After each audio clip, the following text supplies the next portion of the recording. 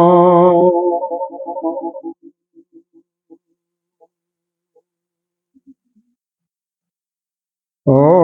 सहनावतु सहनो भुनक्तु सह वीर्यं करवावहै तेजस्विनावधीतमस्तु मा विद्विषावहै। ओम शांति शांति शांति। यह पुस्तक गीता जी का 9वां अध्याय जो इसमें लिखा हुआ उसके अनुसार ही हम चलेंगे। रविवार 3 तारीख है। 11 से 15 हो गया है, लेकिन दोबारा पुस्तक में लिखा हुआ इसलिए ही चलेगा। जिन्होंने पुस्तक लिया है 9वें अध्याय का 11 से 15 है।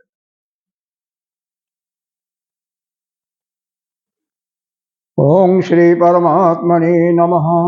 अथ पंचदश अथ 9मो अध्यायः। श्री भगवानुवाच अवजानन्ति मां मूढा मानुषीं तनुमाश्रितं परं भावं जानन्तो मम भूतमहेश्वरम् मोक्षामोक्षकर्मणो मोक्षज्ञानाविचेतसः राक्षसीमासुरी चैव प्रकृतिं मोहिनीं स्थिता महात्मानस्तु मां पार्थ दैवीं प्रकृतिमाश्रिता भजन्ति अनन्यमनसो ज्ञात्वा भूतादिम् अव्ययम् सततं कीर्तयन्तो मां जतंस्य दृढव्रता नमस्यन्तस्य मां भक्ता नित्ययुक्ता उपासते ज्ञानयज्ञेन चापन्ने यजन्तो मामुपासते एकत्वेन पृथक्त्वेन बहुधा विश्वतो मुखम्। ओम श्री कृष्ण परमस्तु। अब इसके बाद आपका विष्णु सहस्त्रनाम स्तोत्र यह है 21 से 25।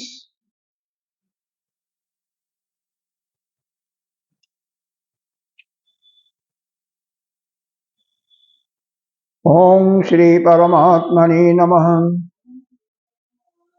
अथ श्री विष्णु सहस्त्रनाम स्तोत्रम्। श्री विष्णुवाच ईशानः प्राणदः प्राणो ज्येष्ठ श्रेष्ठ प्रजापति हिरण्यगर्भो भूगर्भो माधव मधुसूदनः ईश्वरो विक्रमी धन्वी मेधावी विक्रम क्रमः अनोत्तमो दुराधर्षः कृतज्ञः कृत आत्मवान् सूरेश शरणं शर्म विश्वयिता प्रजा भवः संवत्सरो व्यालः प्रत्यह सर्वदर्शनः अज सर्वेश्वर सिद्ध सिद्धि सर्वादि अच्युतः विशाख परिमेय आत्मा सर्वयोगो विनिश्रितः वशुवशमना सत्यः समात्मा संहितः समः अमोघः पुंडरीकाक्षो विश्वकर्मा विशाकृतिः। श्री कृष्ण अर्पणमस्तु। यह आपका गीता जी का पाठ हो गया।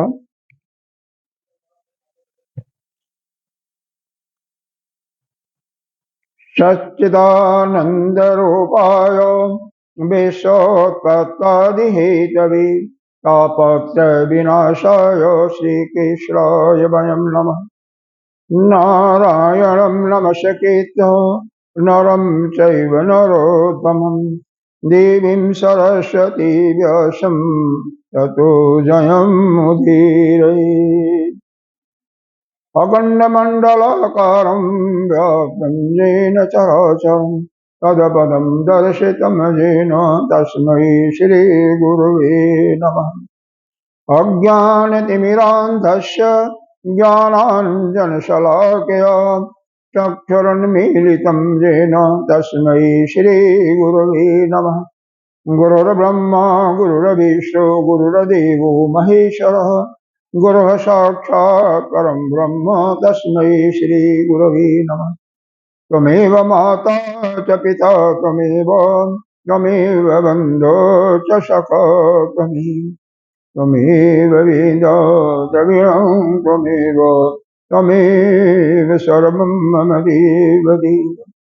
गजाननं भूतगणाधिसेवितं कवेद्यजम्बो फलचारुभक्षणम् उमासुतं शोकविनाशकारकं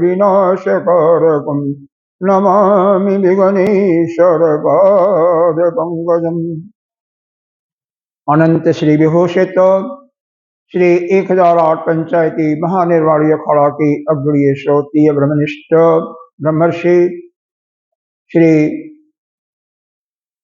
गुरुदेव महाराज जो इसके महामंडलेश्वर हैं इस अखाड़े के, साथ ही उत्तर प्रदेश संत समाज के अध्यक्ष, उनको बारंबार कोटि कोटि नमन बंदन। यहाँ के अधिष्ठान देव मातृशक्ति भक्तजन सबके अंतरात्मा में विराजमान आत्मस्वरूप परमात्मा को नमन करते हैं। आगे हम ब्रह्मयर्थ पुराण का आज का तीसरा दिन है, इसको शुरू करते हैं।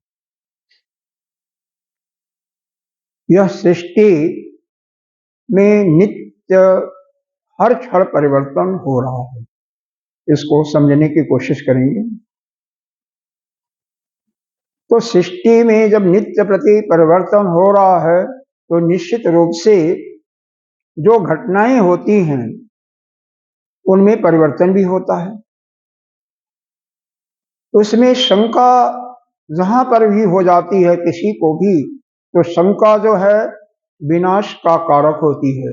इसलिए हमें कभी भी शंका संशय भ्रम नहीं करना चाहिए, क्योंकि अलग अलग एक ही घटना अलग अलग कल्पों में कल बता दिया गया था, इसलिए केवल 1-2 मिनट इसको रेफरेंस देते हैं। हालांकि आप ही नहीं आई हैं, बाकी और जो कल आए थे आज नहीं है, क्योंकि भैया दूज है, तो आज मेरे ख्याल से लोग आराम कर रहे होंगे। तो अलग अलग कल्पों में अलग अलग प्रकार से घटनाएं होती हैं, थोड़ा सा उसमें परिवर्तन करके। उसी प्रकार से जैसे रंगमंच पर कोई नाटक का अभिनय किया जाता है, एक शहर में कोई विश्वामित्र बना है, कोई राजा हरिश्चंद्र बने हैं, कोई उनका पुत्र रोहित बना है। इस प्रकार से अलग अलग पात्र अलग अलग रोल को निभा रहे हैं। एक दो नाटक बहुत अच्छा चल जाता है तो बारंबार हर शहर में एक शहर से दूसरे, दूसरे से तीसरे में उसका जो डायरेक्टर है मालिक शुरू कर देता। एक समय ऐसा आता है कि एक कोई भी जो विशेष भूमिका देने वाले विश्वामित्र हैं, वो जो निभा रहा था उनका पात्र, वह किसी कारण से अस्वस्थ हो जाता है, तो उसके जगह दूसरे को डायरेक्टर जो है दूसरे को भर्ती कर लेता है और उसको रटा करके उसका जो उसको जो वक्तव्य बोलना था उसको याद करा करके फिर दूसरे शहर में होता है। इस प्रकार से हो सकता है कुछ दिनों के बाद कोई दो पात्र और बदल जाते हैं, तो फिर उसमें परिवर्तन करके दूसरे को रख करके चलता है। इसी प्रकार से ये जो घटनाएं हैं, एक ही प्रकार की घटना, जैसे कि कल बताया गया था पृथ्वी की सृष्टि की रचना कैसी हुई, तो ब्रह्म कल्प में अलग प्रकार से हुई थी, उसका नाम मेदिनी रखा गया था, कल कहानी सुना दिया गया था, उसके विषय में नहीं जाएंगे। 12 कल्प में उसका नाम रखा गया था बाराही। वह 12 भगवान ने हिरण्यक्ष को मार करके पृथ्वी का अपने स्थान पर स्थित किया था। तीसरा कल्प जो पद्म कल्प है, उसके अंदर वही विष्णु भगवान के नाभि से कमल का फूल निकला था, उस पर फूल पर बैठ करके क्या नाम थे, ब्रह्मा जी उत्पन्न हुए थे, जैसा कि आप अधिकतर श्रीमद् भागवत इत्यादि में, तो उन्होंने सृष्टि की रचना किया था। तो यह अलग अलग होता, उसी प्रकार से आप अपने अंदर जो क्षण क्षण में परिवर्तन हो रहा है उसको विचार करना है। हमारे अंदर जो हम संसार में जाते हैं, राग और द्वेष से ग्रसित होते हैं, वही संसार का कारण बनता है। अगर हम संसार में व्यवहार करते रहें, क्योंकि हमारी इंद्रियां, इनके जितने भी गोलक हैं सब बाहर की तरफ हैं, हमारे कान भी हैं, नेत्र भी हैं, नासिका भी है, सब बाहर की तरफ हैं, त्वचा भी बाहर ही है, ढके नहीं है तो भी बाहर ही है, सर्दी गर्म का महसूस करेगी, वैसे भी होता है, कपड़े से ढकने के बाद भी सर्दी में सर्दी महसूस होगा, गर्मी में गर्मी महसूस होती है। दृश्य नेत्र देखता है नाम रूप को, यह कर्ण आवाज भी सुनता है, नासिका गंध का भी महसूस करता है, सुगंध है या दुर्गंध है, रसना भी जो स्वाद आता है, खट्टा मीठा तिक्ता, उसका अनुभव।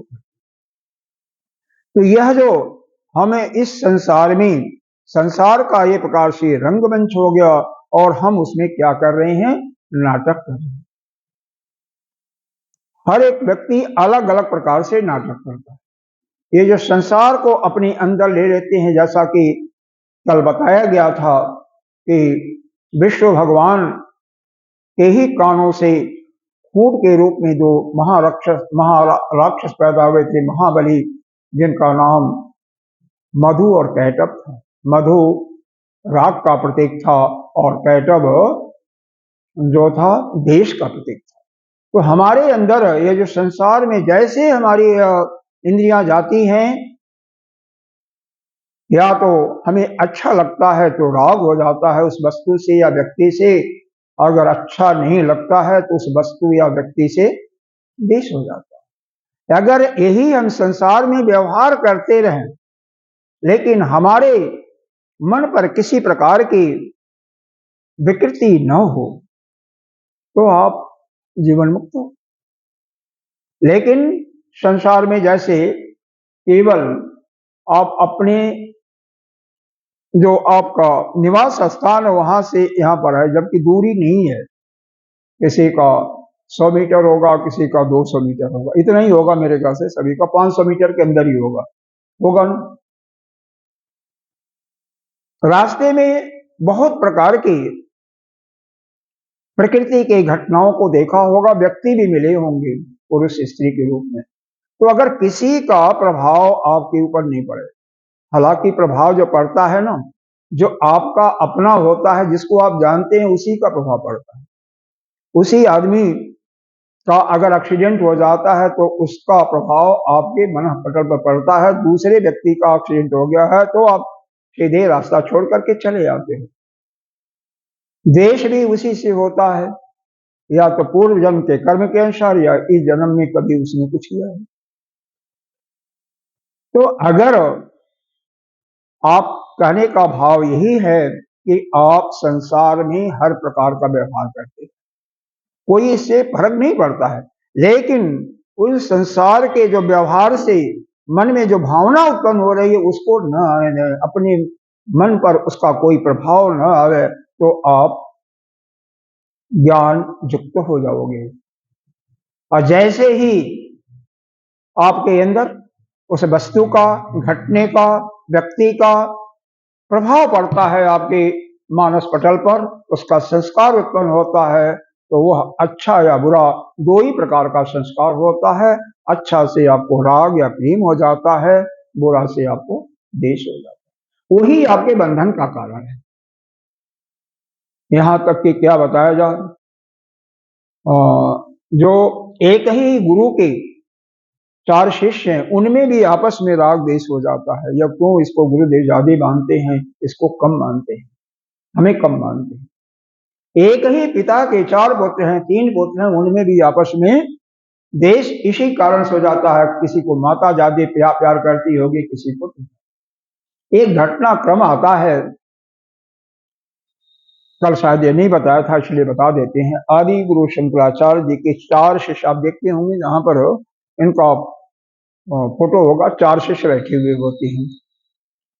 हस्त मालकाचार्य, श्रेष्ठाचार्य और टोटकाचार्य, और दूसरा पद्मनाभाचार्य।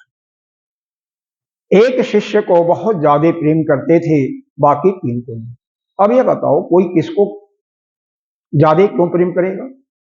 जब किसी का कहना वो मानेगा, या उनके इच्छाओं के अनुकूल कोई ज्यादा करेगा काम, या उनकी सेवा करेगा, उसको प्रेम करेगा नहीं करेगा? आप भी तो माता पिता के रूप में सभी हो, इतने बड़े हो गए हो, तो जो आपका कहना ज्यादा करता होगा, आपका हर एक, आप जो इच्छा करती होगी, वो आपको भाव को जान करके वह उपस्थित कर देता होगा, तो उसको, उसके प्रति आपका प्रेम स्वभावतः अपने आप ही हो जाता है। अरे भगवान स्वयं अपना भक्त, जो भक्त दिन रात उनका याद करता रहता है, उसको मुक्त कर देते हैं। गीता जी के 10वें अध्याय में 10वां ही श्लोक है, उन्होंने कहा है, तेषाम शतयुक्तानाम भजताम प्रीति पूर्वकम बुद्धि योगम ददामि ताम ताम उपात्य तम माम उपात्य। मतलब बुद्धि योग, जो हमारा लगातार भजन करता रहता है, किसका? उसी परमात्मा का। प्रीत पूर्वक, पूरे श्रद्धा के साथ जो भजन करता रहता है, उसको भगवान कहते हैं, मैं बुद्धि योग यानी ज्ञान को दे करके उसको हम माम उपयान देते, जिससे वह मेरे को ही प्राप्त कर जाता है। ज्ञान योग, जो कि सुबह के सत्संग में ज्ञान का ही वर्णन होता है। आजकल विषय है सर्व सिद्धांत वेदांत सार संग्रह, उसका वर्णन चल रहा है, ज्ञान की ही भूमिका चल रही है। तो वह भगवान सबको तो नहीं ज्ञान देते हैं ना। अपने माता पिता को स्वयं जब दशरथ और कौशल्या के रूप में थे, उनको ज्ञान तो नहीं दिया था, लेकिन जब वसुदेव और देवकी के रूप में आए तो उनको ज्ञान दिया। उनकी क्यों? उनके अंदर कृपा आई कि यह तो हमारा ही चिंतन करते हैं, क्योंकि बहुत बड़ी तपस्या किए थे। उन्होंने मुक्ति नहीं मांगा, केवल भगवान को मांगा पुत्र के रूप में, इसलिए मुक्ति नहीं दिया। वह परमात्मा जो उनसे मांगता है, कामना करता है, उसके अलावा कुछ नहीं देते। चाहे किसी देवता से मांगिए और चाहे परमात्मा से, अगर कुछ मांगोगे तो वही देंगे जितना। अब अगर 2 पैसा मांगोगे, 2 ही पैसा देंगे, 3 पैसा नहीं देंगे, 2.5 पैसा नहीं देंगे। कुछ न मांगो तो उनका प्रेम हो जाएगा, सब कुछ लुटा देंगे, आप संभाल नहीं पाओगे। यही तो है ना, आपका कल्याण किस प्रकार से होगा वो यही सोचते हैं। जहां जहां आपकी आसक्ति होगी ना, राग होगा ना, द्वेष होगा, उसको ही सफाया कर देते हैं। जैसे आप जो कहा गया है सतत जुक्ताना, लगातार उन्हीं का भजन करते रहो, उसके व्याधा नहीं है। देखो, नारद जी का नाम सुना होगा, हर समय में यहाँ पर भी कथा आएगी। यहाँ पर तो दूसरे प्रकार से कथा आएगी, चिंता मत करना। श्रीमद् भागवत के अंदर दूसरे प्रकार से बताया गया है, दासी के पुत्र के रूप में थे, उसी को मैं बता रहा हूं। जब वह कुछ संत आए थे, उनके साथ जाना चाहते थे, क्योंकि उनका प्रेम भगवान में था, श्रद्धा थी। संतों का जैन संत थे, उनका स्वाध्याय किया था, उन्होंने जो वक्तव्य दिया था उसको धारण किया था, उनके जूठे भोजन को भी खाए थे, तो उनका अंतःकरण पवित्र हो गया था।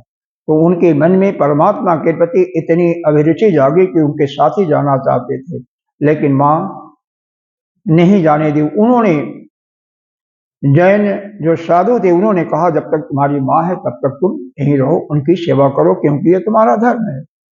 लेकिन भगवान के प्रति रुचि होने लगी, भगवान ने उनके माता को सांप से डसा करके अलग कर दिया, फिर वह चले जाते हैं। तो भाव यह है कि जहां जहां से आपका मन भटक रहा है, आसक्ति के रूप में, प्रेम के रूप में, देश के रूप में, भगवान उसका सफाया कर देते हैं, जिससे आप नित्य निरंतर उनका चिंतन। अगर आपकी कोई कामना नहीं है तो, कोई इच्छा नहीं है तो, इच्छा होगी तो जो इच्छा होगी वही मिलेगा। ठीक है, समझ में आ रहा होगा? कोई मतलब बहुत साधारण शब्दों में मैं बता रहा हूं, तो इसीलिए कुछ कहा नहीं जा सकता, लेकिन फिर भी उस परमात्मा जो सब कुछ जानने वाला है, अरे आपके मन की बात भी जानने वाला, तो उससे क्यों मांग रहे हैं? संसार के लोगों से तो मांगना ही नहीं चाहिए। एक फकीर था, एक राजा के पास जाता है, वह मुसलमान राजा था, शासक 400-500 पहले, 500 साल पहले मुसलमानों का ही राज था। 600 साल हुआ होगा, बाद में अंग्रेजों का हुआ, बाद में देश हमारा स्वतंत्र हुआ भी 1947 में हुआ है। 50 में 100 वर्ष भी नहीं, 100 वर्ष भी नहीं हुआ ठीक से, 75-76 वर्ष ही हुआ। तो वह देखा क्या, गया तो था भिक्षा मांगने के लिए, लेकिन वह नमाज पढ़ रहा था, और वो भगवान से दोनों हाथ पसार करके ऐसे मांगते होंगे नमाज में पढ़ते समय। उसने सोचा जो खुद खुदा से मांग रहा है तो मैं इससे क्या मांगू, मैं उसी से मांग लूंगा ना। जाने लगा, वो मौलवी राजा इसको देख कर कहता है, अरे फकीर कहाँ जा रहे हो, बोलो क्या चाहिए? कहते हैं हमें कुछ नहीं चाहिए,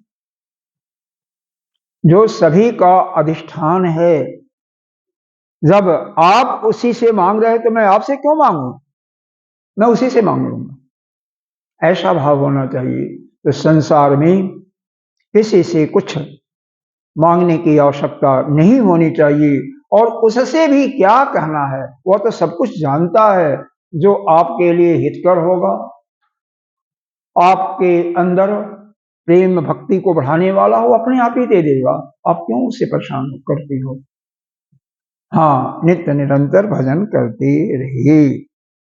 तो नारद जी का एक दृष्टांत दिया है, नारद जी की कथा अभी आगे आएगी, उसको सुनाऊंगा, हो सकता आज आए, नहीं तो कल आएगा ही आएगा। ठीक है, यहाँ पर जो आज मैंने बताया कि हर एक कल्प में अलग अलग घटनाएं होती हैं, जो अगर मैं ही कहीं सुनाया होगा या कोई भी महात्मा सुनाया होगा, उससे अगर अलग घटना होगी तो उसको नजरअंदाज ही करना पड़ेगा। क्यों? यह घटनाएं अलग अलग समय पर अलग अलग प्रकार से होती हैं, जैसे रंगमंच पर नाटक का अभिनय किया जाता है। यह समझ में आ गया होगा ना? लेकिन जो वेदांत का सार है, जो ज्ञान है, उसमें कोई परिवर्तन नहीं होता, उसमें कोई परिवर्तन नहीं होता, कैसे भी कहा जाए। सृष्टि की रचना यह माया क्रम है। माया कई प्रकार से संत लोग बताते हैं, दर्शन के अनुसार। सांख्य दर्शन में उसी को प्रकृति के अनुसार बताया गया, प्रकृति कार्य करती है, पुरुष और प्रकृति। हमारे वेदांत दर्शन में और यहाँ पर भी वह गोकुल निवासी, गोलोक धाम में निवास करते हैं कृष्ण, उन्हीं को सर्वे सर्वा बताया, और उनकी माया जो है, जो राधिका जी हैं, राधा जी हैं, उन्हीं को माया के रूप में ग्रहण करके इस सृष्टि का रचना करते हैं। तो इस प्रकार से जगह जगह अलग अलग बताया है, तो उसमें कोई मतभेद नहीं है, लेकिन ज्ञान में कोई मतभेद नहीं है। उसमें भेद मिलेगा लेकिन अलग अलग नहीं मिलेगा। अब आते हैं किसी सृष्टि के रचना क्रम में, सृष्टि की बात हो गई थी। अब 25वां श्लोक पढ़ते हैं। ये 5वें अध्याय का, हालांकि पुस्तक तो किसी के पास है नहीं तो कोई बात ही नहीं है। आविर्भूव कन्यैका कृष्णस्य वाम पाशतः धावित्वा पुष्पमानी ददावर्धं प्रभोपदे राशे शम्भुः गोलोके सा दधाव हरे पुरः तेन राधा समाख्याता पुरा पुरा विद भदिजोत्तमम्। भगवान बैठे हुए थे, उन्हीं के बाएं भाग से ये जो भाग है, एक कन्या, बहुत ही सुंदर कन्या उत्पन्न होती है। वह दौड़ करके तुरंत ही पुष्प लाती है। भगवान के जहां जहां पैर चलते हैं नाना प्रकार के पुष्प हैं, एक से एक बढ़ करके वह एक एक पुष्प रखती जाती है, उसी को भगवान करते जाते हैं। बीच में एक कथा छूट गई थी, थोड़ी सी आपको बता रहा था। इसी कोई किसी को ज्यादा प्रिय करता है, कोई किसी से द्वेष करता है, यह चल रहा था लेकिन बताया नहीं। यह जो अपने आदि गुरु शंकराचार्य जी के 4 शिष्यों का मैंने नाम लिया था, ध्यान है ना? ध्यान है नहीं आपको? ध्यान है? अभी लिया था। उसमें से एक शिष्य को ज्यादा प्रेम करते थे, यह बताया था, लेकिन उस घटना को नहीं बताया गया, क्यों प्यार करते थे, क्यों ज्यादा प्रेम करते थे। केवल इसको इतना कह करके हम आगे बढ़ गए थे कि जैसे एक पिता एक माता अपने पुत्रों से अधिक प्रेम, जो ज्यादा उसकी सेवा करता उससे प्रेम करते थे। वहां पर घटना क्रम को नहीं पता, तो घटना क्रम को भी जान लें तो और स्पष्ट हो जाएगा। तो 3 जो उनके शिष्य थे वह उससे द्वेष करते थे। क्यों? वह जो गुरु जी थे उससे ज्यादा प्रेम करते थे और बाकी तीनों से कम प्रेम करते थे, ऐसा उनका मानना होता है। जो भाई काम करेगा, आज्ञा का पालन करेगा, उस पर प्रेम होगा, इसमें कोई दो राय नहीं है। तो इसी को सिद्ध करने के लिए कि मैं क्यों ज्यादा, क्योंकि यह शंकराचार्य जी हर एक के मन को पढ़ने, जैसे हमारे गुरुदेव आपके मन को पढ़ लेते हैं, उसी प्रकार से अभी मन को पढ़ने वाले थे, तो आदि गुरु हैं। उनके मन में भाव आ गया कि ठीक है, यह शिष्य तो कुछ अलग ही, इनके अंदर द्वेष आ गया है, इसका उन्मूलन करना चाहिए, इनके द्वेष को दूर करना चाहिए। बैठे हैं, उनका वह शिष्य जिससे ज्यादा प्रेम करते थे वह नदी के उस पार है, वहां पर कुछ फल पुष्प इत्यादि का ग्रहण कर रहा, इकट्ठा कर रहा है सभी के भोग के लिए, सभी के प्रसाद के स्वरूप के लिए। और यहाँ पर 3 शिष्यों के साथ जगत गुरु शंकराचार्य जी नदी के दूसरे छोर पर बैठे हैं। जहां पर वह है वहां पर नदी बहुत ज्यादा गहरी है, हालांकि उसके दाएं बाएं नाय इत्यादि उपलब्ध थी। इन्होंने उसका नाम लेकर के आवाज दिया। जैसे आवाज उसके कान में जाती है, वह न तो देखता है नदी का गहरापन, न देखता है नाय इत्यादि, सीधे वहां से जहां पर गुरुदेव बैठे हुए थे सीधे उसी लाइन में चल जाता है, और वहां पर नदी गहरा था। लेकिन भगवान की ऐसी करुणामयी दृष्टि होती है कि जहां जहां पैर पड़ता है, एक मजबूत कमल का पुष्प जो मजबूत डाल से उसके पैर को पड़ते वह नीचे नहीं जा सकता, जैसे ब्रह्मा जी विष्णु भगवान के नाभि से कमल पुष्प बैठे थे। और वह पहुंच जाता है, सारे शिष्य दंग हो जाते हैं, उनके मन के अंदर देश समाप्त हो जाता है कि देखो ऐसा कीर्तिमान हमारा गुरु भाई, जो कि गुरुदेव के आज्ञा से सीधे दौड़ पड़ता है, कुछ भी नहीं इसको दिखाई देता कि यहाँ पर नदी कितनी गहरी है, मैं डूबूंगा मरूंगा क्या होगा।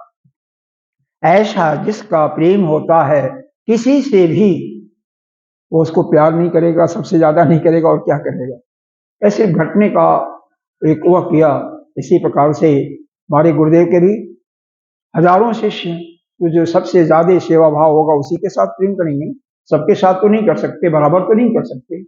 सम दृष्टि होती है, लेकिन सम दृष्टि का मतलब यह नहीं है व्यवहार में एक जैसा किया जाए। जैसे आप लोग अपने पुत्र पुत्रियों के साथ एक जैसा व्यवहार नहीं करते, उसी प्रकार से उसी समय उसका नाम रखा पद्मनाभाचार्य। वहीं पर उन्होंने गले लगाया पद्मनाभाचार्य की जय। तो यह एक दृष्टांत दिया। अब यहाँ पर वाम भाग से जो कन्या उत्पन्न हुई, हम कथा पर आ जाते हैं। तो पग पग पर कृष्ण भगवान के पैरों को, वह पुष्प को डालती जा रही है। कह रहे हैं क्योंकि उस रास में उत्पन्न होकर के गोलोक में भगवान के सामने पुष्प की वह बिछाती जा रही है, इसीलिए उसका नाम भगवान ने राधा रखा। वही जो है भगवान कृष्ण के प्राणों की अधिष्ठात्री देवी। अरे भगवान कृष्ण स्वयं कहते हैं राधा स्वामिनी। श्रीमद् भागवत के अंदर राधा शब्द का नाम कहीं नहीं आया है।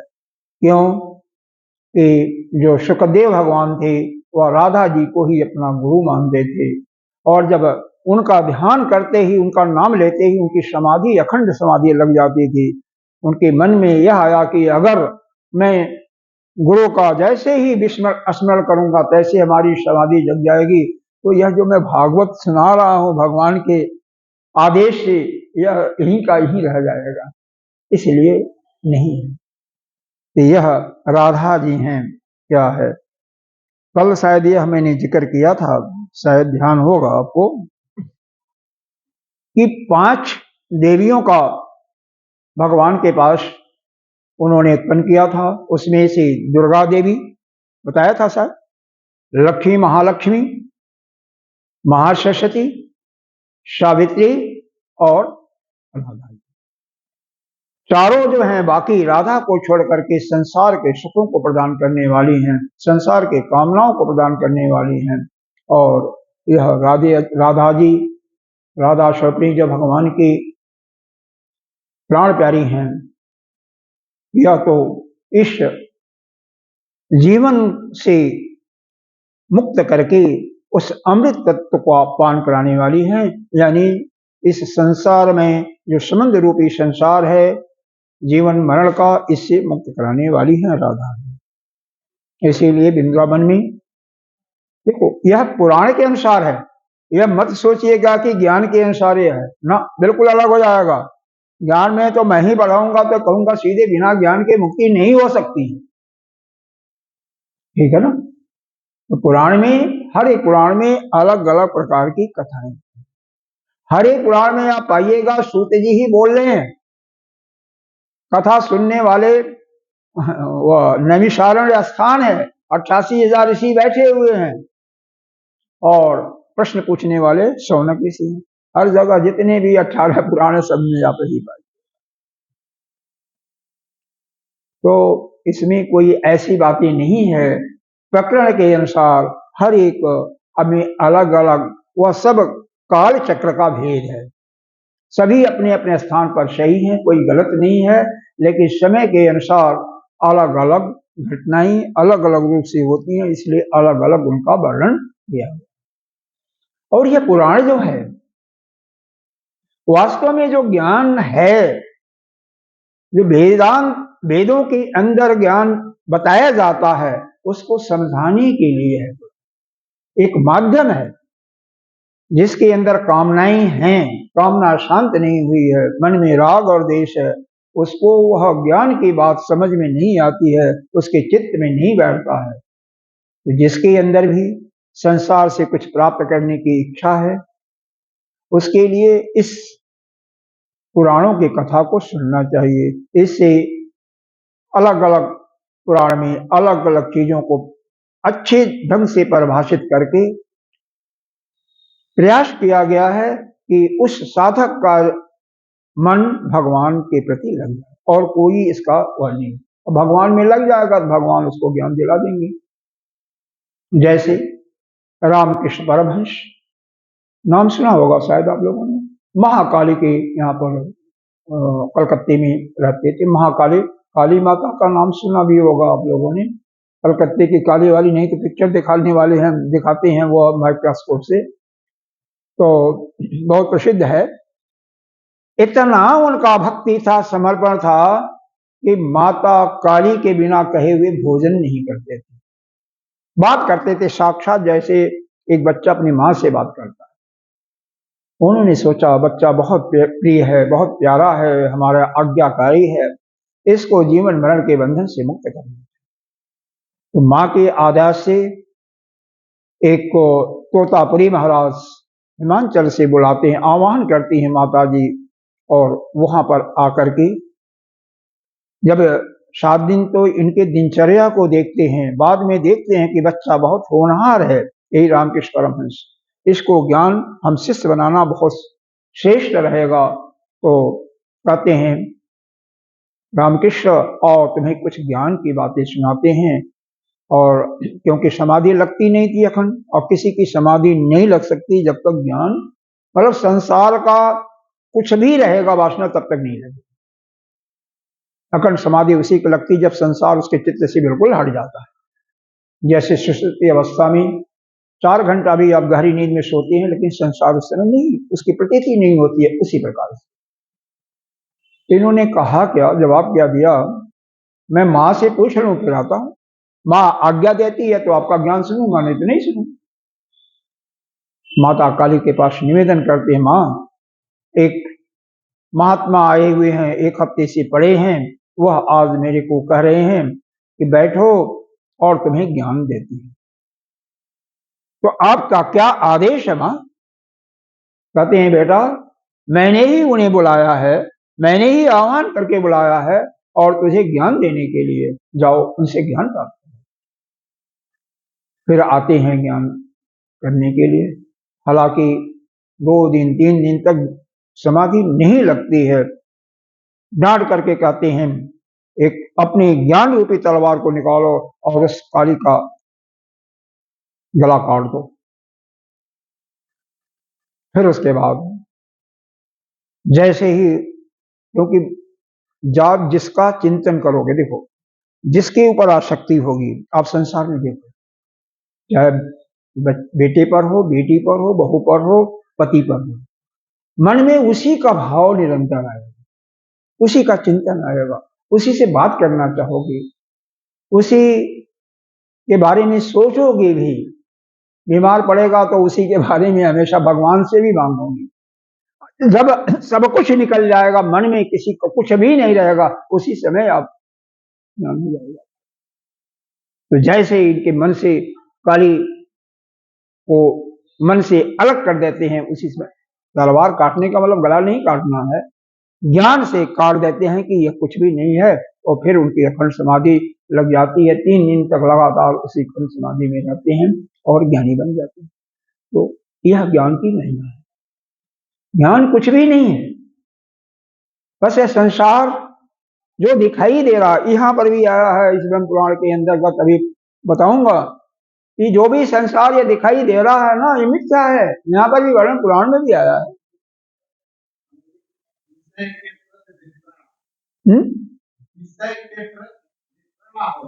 हाँ, विषय से कोई मतलब न हो गए, बस कहीं भी, कहीं पूर्ण वैराग।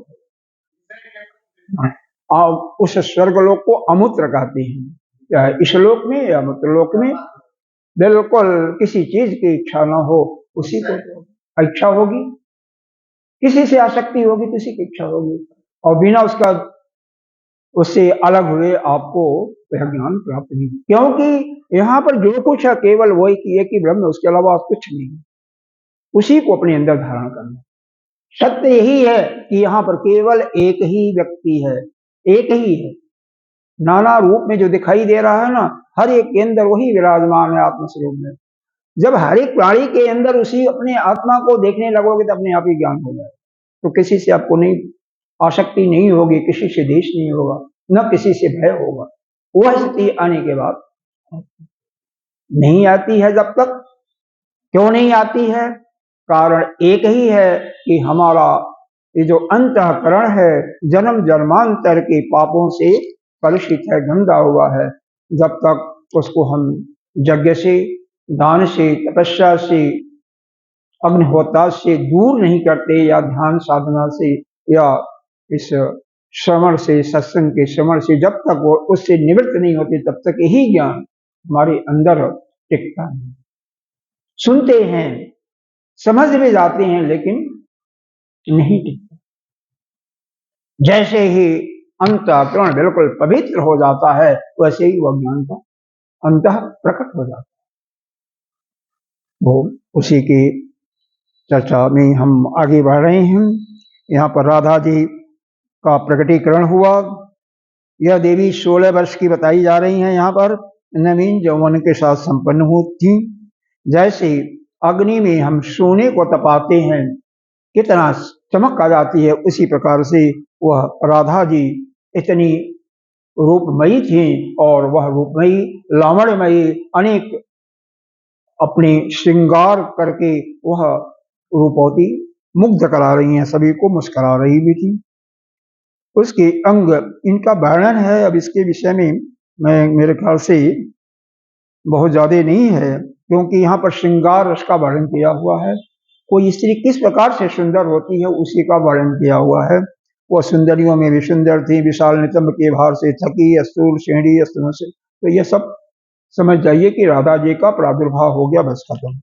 आगे देखिए, इसके बाद सृष्टि की रचना आगे बढ़ती है, और उसी में पहले शिव जी को प्रकट करते हैं, और फिर दाहिने नेत्र से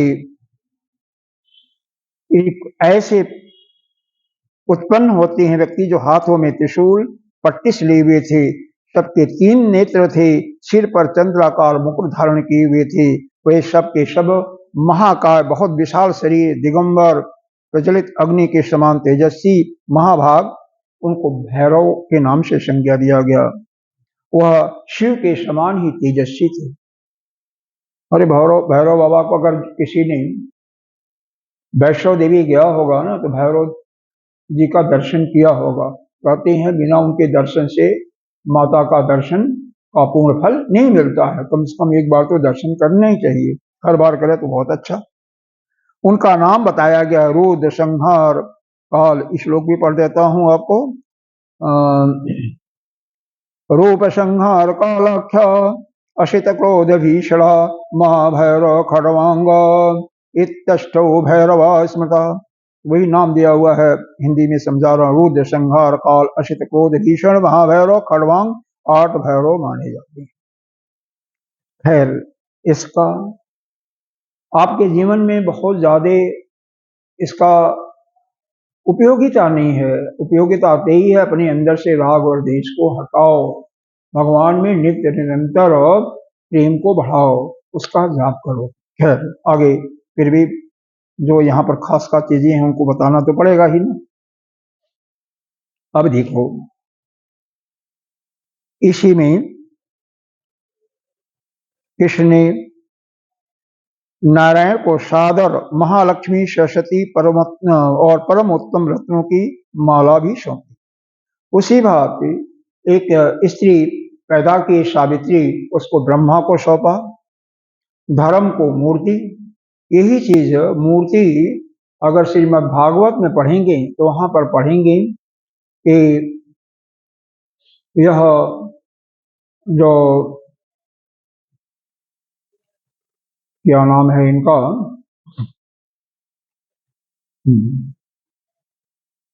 तीन यह जो मनु महाराज और शत्रुपा पैदा हुए थे, ब्रह्मा जी के ही संतान थे। दोनों से संतान उत्पन्न करने के लिए कहा, तो सृष्टि को बढ़ाने के लिए तो इन्होंने पृथ्वी को मांगा था, और 12 भगवान ने उत्पन्न करके सृष्टि का निर्माण किया था पृथ्वी का, क्योंकि उस समय पृथ्वी थी नहीं। उसके बाद इन्हीं के माध्यम से 3 कन्याएं पैदा होती हैं। उन्हीं कन्याओं में से कौन कौन?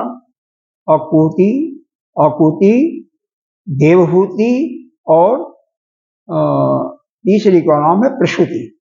प्रसूति के ही 16 कन्याएं होती हैं, 13 को धर्म के साथ विवाह करती हैं। उसी में से छोटी कन्या का नाम मूर्ति था, 13वीं कन्या का नाम मूर्ति था। तो यहाँ पर अलग से बताया गया, यहाँ पर मूर्ति भगवान वासुदेव ने, कृष्ण ही ने प्रकट किया है। तो इस प्रकार से अलग अलग भेद है।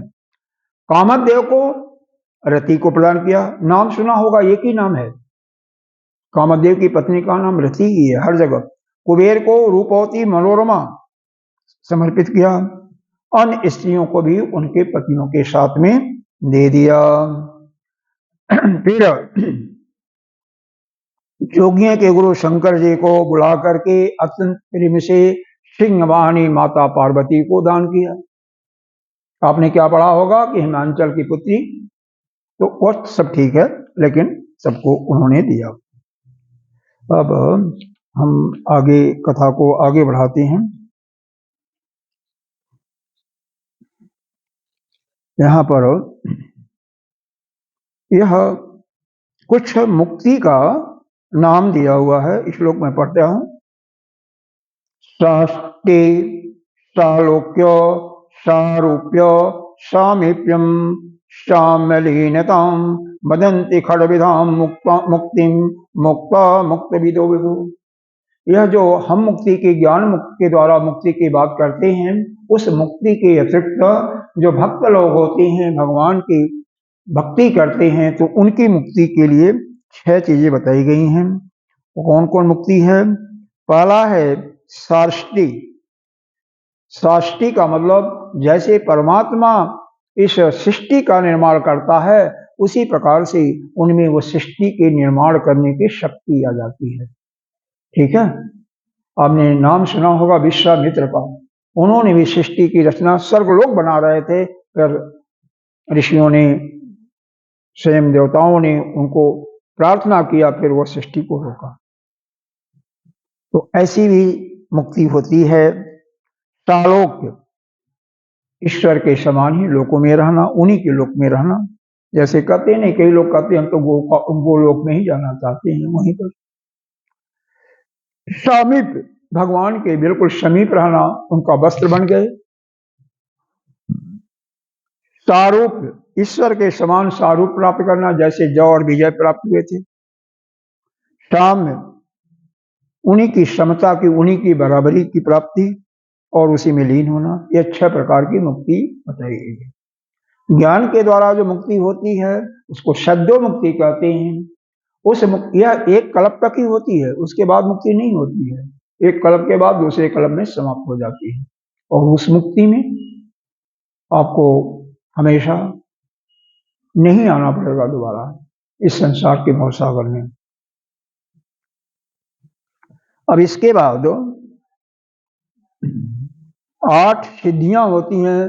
अगर सुनना चाहें तो नाम सुन लें, नहीं सुनना चाहें तो हम आगे पास करते हैं। सुनना चाहते हैं, 8 सिद्धियां यह योग के माध्यम से प्राप्त होती हैं। यह पहला है अणिमा, सूक्ष्म रूप, शरीर को कितना छोटा से रूप करके, जैसे अपने रामचरितमानस में पढ़ा होगा कि हनुमान जी जब 2 बार उन्होंने किया था, जब पूंछ में आग लगी थी तब भी छोटा सा रूप धारण करके पूंछ को लंबी कर दिया था, और वो खुद बच गए थे बिल्कुल। जला क्या? वही जो लंका के अंदर घी और तेल था, बाकी उनका कोई नुकसान नहीं किया। जब लंका में प्रवेश कर रहे थे, उस समय भी लंकिनी के सामने एक सूक्ष्म, वहां पर तो लिखा मशक समान रूप का धरा, मशक मच्छर के समान रूप धरा, लेकिन मशक समान नहीं था, मतलब छोटा से छोटा रूप। क्योंकि मशक होता तो वहां पर संत लोग कहते हैं भगवान ने अंगूठी भी दिया था ना माता जी को देने के लिए, तो कहाँ रखते? एक मच्छर अंगूठी को कहाँ रख सकता है? मतलब छोटा रूप। लघिमा, बिल्कुल यहाँ पर तो सूक्ष्म रूप है अणिमा का, इसमें छोटा रूप। प्राप्ति, किसी भी वस्तु को जो इच्छा हो उसी को प्राप्त कर लो। प्राकम, इच्छा का अभिघात नहीं होना, मतलब जो इच्छा करोगे सब कुछ। महिमा बहुत महान, बड़ा बन जाना, महान बन जाना, श्रेष्ठ। ईशत्व, ईशत्व का मतलब सभी पर शासन करने वाला, अधीश्वर होना। वशित्व, जिसको चाहो बस में कर लो। ये सब ठीक नहीं है, मुक्ति के लिए नहीं ठीक है, संसार में अपना ऐश्वर्य बढ़ाने के लिए ठीक है, लेकिन जो अपना कल्याण चाहते हैं, पुनः इस धरा पर नहीं आना चाहते, उनके लिए नहीं ठीक है। सर्व काम वासाई, सर्व कामावसायिता, समस्त कामना, जितनी भी कामनाएं उसको नष्ट करने की भी शक्ति होती है, यह अच्छा चीज है। सर्वज्ञता, सब कुछ ज्ञान प्राप्त करना। दूर श्रवण, आप यहाँ बैठे हो, अमेरिका में आपका बेटा है या कोई भी है, क्या बात हो रही उसको सुन लेना। और देखो, पर काया प्रवेश, दूसरे के शरीर में प्रवेश कर जाना। ऐसे आदि गुरु शंकराचार्य जी भी प्रवेश किए थे एक समय, जब काशी में चल रहा था शास्त्रार्थ, इन्हीं के शिष्य शिरसाचार्य थे, उन्हीं की पत्नी से चल रहा था। उसने काम के रूप में, काम वासना के रूप में शास्त्रार्थ करना चाहा, काम विद्या पर। तो यह तो बाल ब्रह्मचारी, इनको क्या पता, एज भी कोई नहीं थी, अवस्था भी कोई नहीं थी, कैसे बताएं। तो पर का एक राजा का जुआ बालक कुदरती मर गया था, उसके शरीर में प्रवेश करके वह जिंदा हो जाता है। महल में रहते हैं कुछ दिन और सब काम वासना को सीख करके आते हैं। जब शास्त्रार्थ करने के लिए आते हैं, फिर वह देवी खुद इनके पैरों पर गिर जाती है, कहती है कि आप विजयी, मैं हारी, मैं आपकी शिष्यता स्वीकार करती हूँ। वाक सिद्धि, जो कुछ बोलो सत्य हो जाए, आठों सिद्धि 9 निधि के अंतर्गत आता है वाक सिद्धि। कल्प वृक्षत्व, कल्प वृक्ष के माफिक मन इच्छित फल प्रदान करना, जो चाहो वही मिल जाएगा, जो भोजन चाहो वही मिलेगा, जो सैया चाहो, जिस प्रकार का महल चाहो वही पर प्राप्त हो जाएगा। सृष्टि करना और संहार करना, सारी योग्यता, सभी प्रकार के दान, व्रत, जस, कीर्त, सत्यवाणी, उपवास, समस्त तीर्थों में भ्रमण, स्नान, अन्य देवों की अर्चना, देव पूजा, दर्शन, सातों दीपों की सात दीक्षा, सभी समुद्रों के स्नान, सभी स्वर्गों के दर्शन, ब्रह्मपद, रुद्रपद, विष्णुपद एवं परमपद का सभी अनिर्वचनीय अमृत पदार्थ आपकी भक्ति के कलांश की 16वीं कला के बराबर भी नहीं है। ऐसा महादेव भोले बाबा कृष्ण भगवान के ऐसा कहते हुए उनकी प्रशंसा कर रहे हैं। हे भगवान, आप के बारे में क्या बताया जाए, आप तो सब कुछ करने वाले हैं। हालांकि इसी वार्तालाप में इन्होंने सब कुछ ज्ञान जो एक महान योगियों के अंतर्गत होता है, उसके बारे में सब कुछ वर्णन भी कर दिया आप लोगों के लिए।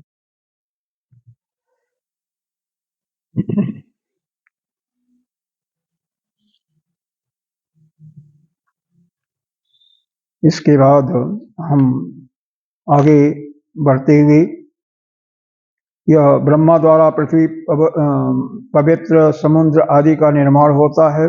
इनको थोड़ा सा श्रवण कर लें, कौन कौन से प्रधान पर्वत इत्यादि हुए, इनका नाम दिया हुआ है 7वें अध्याय में।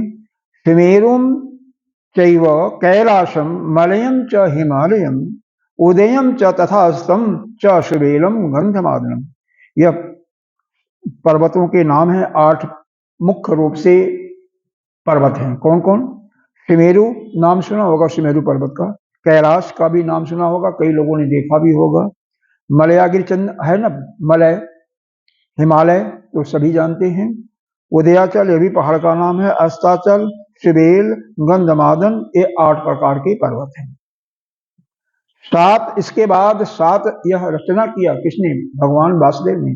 ब्रह्मा जी ने फिर 7 समुद्र और अनेकों नदियों, वृक्षों, ग्रामों, नगरों की सृष्टि की। 7 समुद्रों के नाम देख लो। लवण यानी जिसमें नमक पैदा होता है, जिसका पानी खारा होता है। ईख, जिसका पानी मीठा होता है। सुरा, जिसका पानी मदिरा जैसे होता है, देवताओं के पास होता है। घी, जिसमें घी ही होता है। अरे भगवान विष्णु भी क्षीर सागर में, जहां दूध ही बह रहा है, उसी में निवास करते हैं, पानी नहीं। दही, दूध और शुद्ध जल के समान इस प्रकार से सात समुद्र है। यह मत सोचना कि केवल खारा ही समुद्र का पानी होता है। समुद्र में तो ऐसे हैं कि हर प्रकार के, कोई में दूध बह रहा है, किसी में घी बह रहा है, किसी में दही बह रहा है। जिस प्रकार से आपने रुद्राभिषेक तो करवाया होगा लगभग सभी ने, नहीं करवाया होगा तो कोई बात नहीं। रुद्राभिषेक में आप देखा होगा कि हमेशा क्या करते हैं, दूध का स्नान कराते हैं, दही का स्नान कराते हैं, शहद का स्नान कराते हैं, घी का स्नान कराते हैं और शर्करा का भी स्नान कराते हैं, बाद में पंचामृत का भी स्नान कराते हैं। उसी प्रकार के अलग अलग समुद्र हैं। और फिर मेरू पर्वत के 8वें शिखर पर 8 पुरी का निर्माण किया। जगतपति ने उसके मूल भाग पाताल भाग में शेषनाग की नगरी का निर्माण किया। ऊपर 7 सर्गों की रचना की। उनका नाम है भू, पृथ्वी लोक है, भूः स्वः महाजन तपः सत्यम इत्यादि। यहाँ पर नाम दिया है भूलोक कोई पृथ्वी, भूवलोक अत्यंत मनोहर स्वर्गलोक, जनोलोक तपोलोक और सत्यलोक का निर्माण किया। नाम वही दिया है। 7 पृथ्वी के नीचे लोग हैं, उनका नाम देख लीजिए। अतल, वितल, सुतल, तलातल, महातल, पाताल और सातल है। कहीं पर पाताल का नाम सबसे नीचे जाता है, रसातल का ऊपर आता है, तो वह बात अलग अलग जगह बताया हुआ है। 7 द्वीप, 7 स्वर्ग, उनका भी नाम सुनना चाहे तो सुन लें। क्या क्या बताया भगवान। ओहो,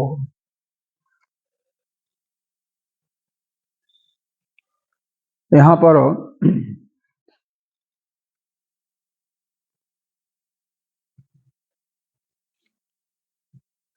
यह बताया एक चीज विशेष है कि बैकुंठ, जहां पर विष्णु भगवान निवास करते हैं, शिवलोक यानी कैलाश पर्वत, जहां पर शिवलोक हैं, इनसे अलग और भव्य गोलोक है। वे सब नित्य धाम हैं। आत्मा आकाश दिशा के भांत सभी कृत्रिम विश्व से बाहर और नित्य है।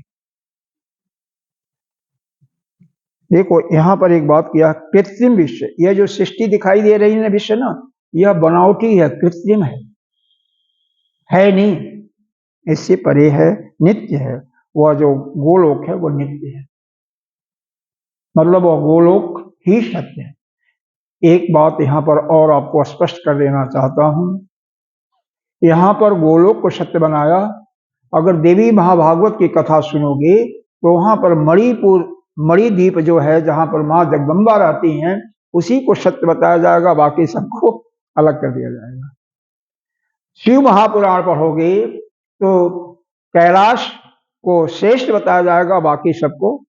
तो ऐसा है, आप जिसका वर्णन करना चाहती हो, जिसकी प्रशंसा करना चाहती हो, उसको ऊपर बढ़ा दो। कहा नहीं गया, हाहाकार मचा कर बंदर कूद गया लंका के अंदर, लंका सिधरी जल गए निशाचर। अतिशयोक्ति अलंकार होता है, किसी चीज को बढ़ा करके जब प्रशंसा करनी होती है, तो यह प्रशंसा की गई है। वास्तव में ऐसा क्या सत्य है, क्या हुआ है, यह तो समझो केवल एक ही ब्रह्म सत्य, और कुछ है ही नहीं है।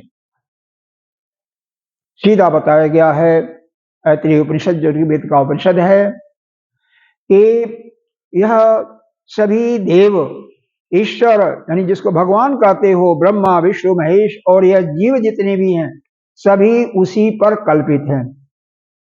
सब समस्त जगत जीव सब उसी पर कल्पित है, कोई है ही नहीं है, केवल एक ही है। यह तो सब केवल प्रतीति हो रही है, तो बोलो क्या है। और सत्य वही है जो कि हमारे वेदांत का सार। ये तो बस ठीक है, वर्णन किया गया है, सुनते जाओ। इसको सुनते हुए मन के अंदर ऐसा प्रेम लाओ कि वहां पर आपका दिल लग जाए। इसको जब सुनो तो कन्हई में प्रेम लग जाए, या देवी भागवत सुनो तो माँ जगदम्बा में प्रेम लग जाए। मतलब यह है कि आपका प्रेम लगना चाहिए, आप उससे एक हो जाओ और कोई नहीं, तभी आपका कल्याण हो। और कोई भाव नहीं है। इसीलिए उसकी बढ़ा चढ़ा करके प्रशंसा की गई है। 8वें अध्याय में मीनवाद की सृष्टि का वर्णन है और इसमें थोड़ा सा बता देता हूं आपको। ब्रह्मा के दाहिने कान से पुलस्त पैदा हुए, बाएं से पुलह, दाहिने नेत्र से अत्रि, बाएं से स्वयं केतु, नासाछिद्र से अरुणी और अंगिरा, मुख से रुचि, बाएं पार्श्व से भृगु और दाहिने पार्श्व से दक्ष उत्पन्न हुए। छाया से करदम, नाभि से पंचसिक, वक्षस्थल से ओढ़ु, कंठ देश से नारद, स्कंद प्रदेश से मारीचि, गले से अपांतरत्मा, जीवा से वशिष्ठ, अधरोष से प्रेचेता, वाम कुक्षि से हंस, दक्षिण कुक्षि से अति प्रकट हुए। ब्रह्मा ने सृष्टि की रचना करने के लिए अपने पुत्रों की आज्ञा दी। इस पर पिता की बात को सुन करके नारद उनसे कुछ, मतलब यह है कि यही सृष्टि का वर्णन इसी प्रकार से मिलता जुलता ही श्रीमद् भागवत के अंदर भी बताया गया है कि सभी ऋषियों का इस प्रकार से वर्णन किया। थोड़ा थोड़ा अंतर है, बाकी यही है। सारे ऋषि जो हैं ब्रह्मा से, वहां पर पहले सनत कुमार सनंदन की उत्पत्ति हुई है, बाद में नारद की, फिर बाद में मनुष्य कृपा, रुद्र की हुई है, रुद्र भगवान की, फिर बाद में मनुष्य कृपा। थोड़ा सा क्रम अलग है, बाकी सबका इसी प्रकार से सृष्टि का वर्णन वहां भी किया हुआ है। अब यहीं पर नारद की आगे कथा हम सुनेंगे, यहीं पर हम समाप्त करते हैं क्योंकि समय हो गया। और दूसरी बात आपका यह भी एक वह है कि इसको 3.5 से 4.5 करने का, तो उसके विषय में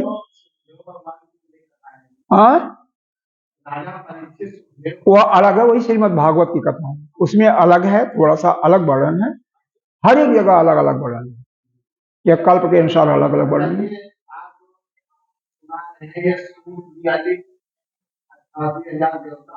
हाँ, हर जगह वही, इसमें कोई मतभेद नहीं है। हाँ, सभी नैमिषारण्य में कथा हो रही है, सारे पुराणों की कथा वही है, बोलने वाले सूत जी हैं वक्ता के रूप में, और सुनने प्रश्न पूछने वाले शौनक जी हैं। हाँ, उस हर एक में यही होगी। हाँ, यही होगा। परीक्षित सुखदेव जी भी पूछ रहे हैं, शौनक ऋषि और सूत जी भी उसमें आएगा, नारद जी और क्या नाम है, वेद व्यास जी भी आएगा, वो आएगा, सब कुछ ऐसे ही है। अलग अलग कथाएं हो रही हैं, उनको सुनो। ठीक है।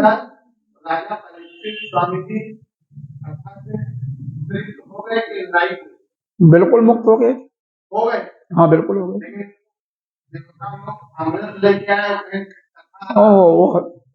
ऐसा है, वो शुक्रदेव जी ने मना कर दिया था, और ऐसे लोगों को जो लालची होते हैं, खुद अपने को ज्ञान प्राप्त करना चाहते हैं, दूसरों को नहीं, उनको भगा दिया था। ठीक है, वो तो हो गया 7वें दिन, क्या वो मरने के पहले मुक्त हो गए थे, उन्होंने ज्ञान से तृप्त हो गए थे। अगर देखो भगवान में इतना प्रेम होगा ना, तो कोई भी मुक्त हो सकता है।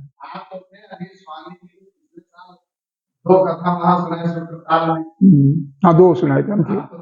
हाँ, एक अग्रवाल जी की हुई और एक शिव क्या था, शिव कुछ करके था, और एक महाशंकर जी के मंदिर में। हाँ, अच्छा, बाद में बात कर लेना, लेट हो रहा हमको। ओम पूर्णमिदः पूर्णमिदं पूर्णात् पूर्णमुदच्यते पूर्णस्य पूर्णमादाय पूर्णमेवावशिष्यते। ओम शांति शांति शांति। मंगलवार को